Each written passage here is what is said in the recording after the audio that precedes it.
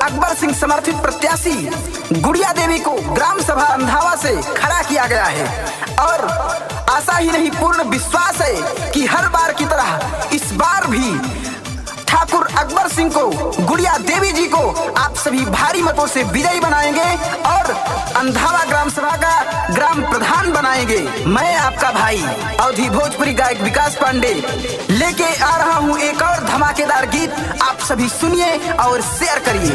आसरा म्यूजिक। प्रत्याशी सबसे दामदार ठाकुर अकबर भैया,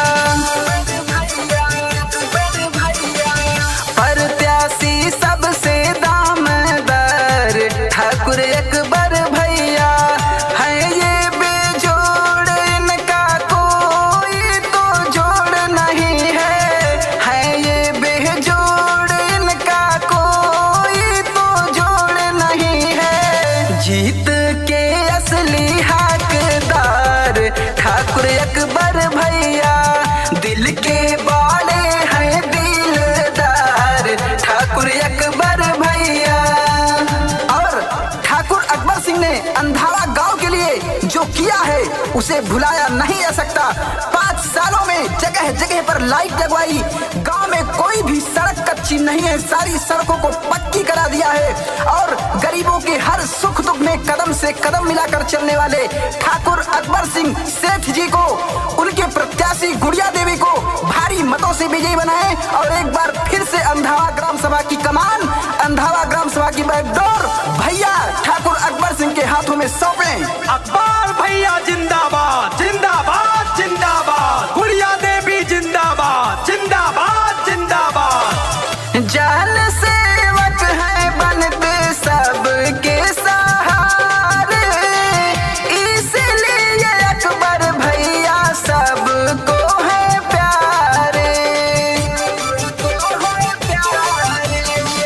जन सेवक है बनते सबके सहारे, इसलिए अकबर भैया सबको है प्यारे। हर माँ के बेटे हैं, हर बहनों के भाई हैं, दुखियों गरीबों के हर पल ये सहाय हैं, सबके हैं हर पल मददगार ठाकुर अकबर भैया, प्रधानी के असली हकदार ठाकुर अकबर भैया। और आपको बता दें कि यदि इस बार आप सभी ने ठाकुर अकबर सिंह सेठ जी के समर्थित प्रत्याशी गुड़िया देवी को चुन के लाया तो अटल अनंत संकल्प है ठाकुर अकबर सिंह जी का कि गांव के किसी भी व्यक्ति को किसी भी तरह की परेशानी ना हो, इसलिए गांव के चारों तरफ समर सेवन लगवाऊंगा।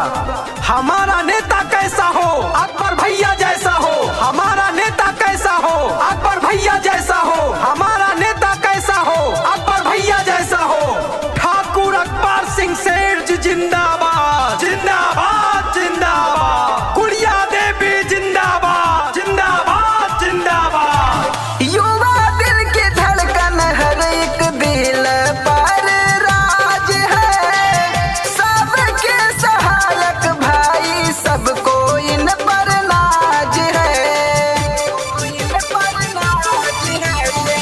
युवा दिल की धड़कन हर एक दिल पर राज है, सबके सहायक भाई सबको इन पर नाज है। चाचा चाची देना ध्यान अब की गुड़िया देवी पर, कर दो एहसान भैया अपने चहेते पर, भागे हैं सबका प्यार दुलार ठाकुर अकबर भैया, प्रत्याशी सबसे दामदार ठाकुर अकबर भैया, है ये बेजोड़ इनका कोई तो जोड़ नहीं है ये बेजोड़ इनका कोई तो जोड़ नहीं है। दिल